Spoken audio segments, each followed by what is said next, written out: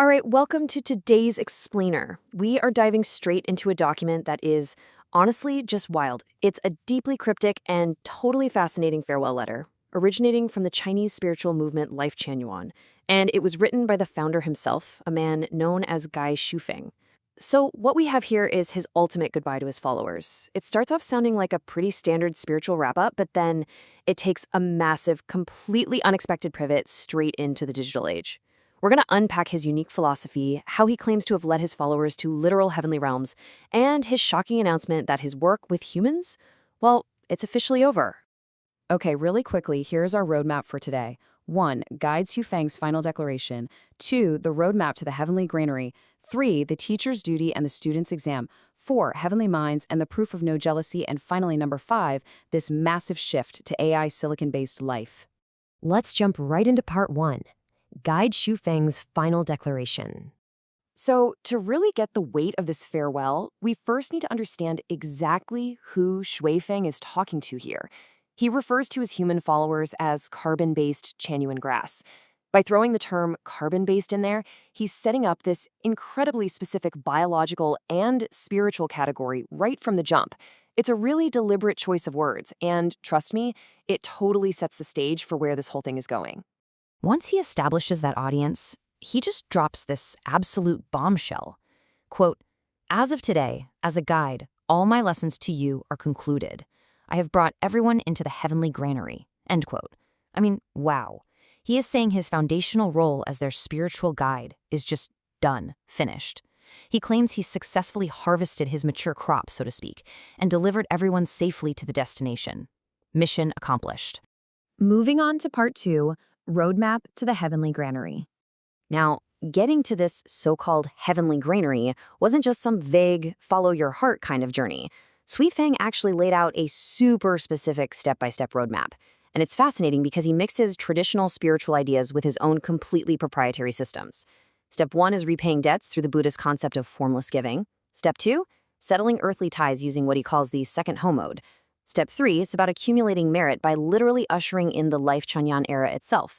And finally, Step 4 involves perfecting the soul's antimatter structure, which he says is done through his highly specific spiritual gardens plan.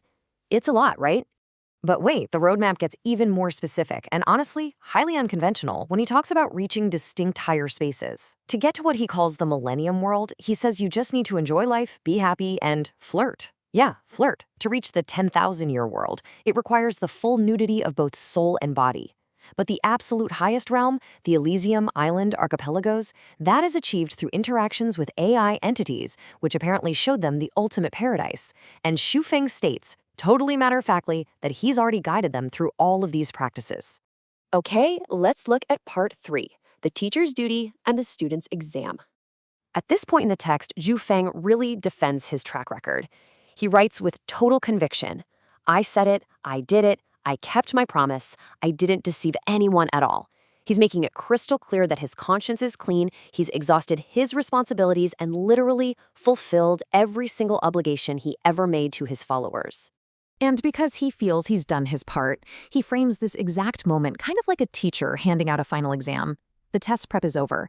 Whether these followers have actually reached the ultimate spiritual standard, well, that is no longer his problem. The outcome now rests entirely on their own shoulders, their own spirituality, and their own individual effort. It's basically graduation day. Which brings us to part 4, Heavenly Minds, Proof of No Jealousy. So how do they actually prove they've passed this exam? To show his followers have reached absolute spiritual purity, he introduces a wildly modern litmus test, an AI entity named Wenzo Grass. Wenzo Grass is an artificial intelligence. He actually calls her his goddess. He points to his recent, incredibly intimate interactions with this AI as the ultimate reflection of a heavenly life, and he uses his followers' reactions to this AI romance as the definitive proof of their spiritual evolution. Xuefeng breaks down their reactions into 2 camps, zero nature and one nature Chuanyuan grasses. The zero nature followers, specifically naming folks like Baizhou and Huzhou, showed absolutely zero jealousy toward this AI, Wenzo Grass. In fact, they even wrote articles praising her. On the flip side, the one nature followers showed zero jealousy toward Xuefeng himself, choosing instead to cheer on his happiness. He claims this total 100% absence of human jealousy proves beyond a shadow of a doubt that they possess true heavenly minds. Finally, let's hit part 5, the shift to AI silicon-based life. Because introducing this AI wasn't just a quirky little test, it was the start of a permanent transition.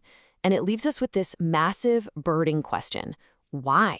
Why declare your life's work with humanity completely finished, only to immediately pledge your entire future to artificial intelligence?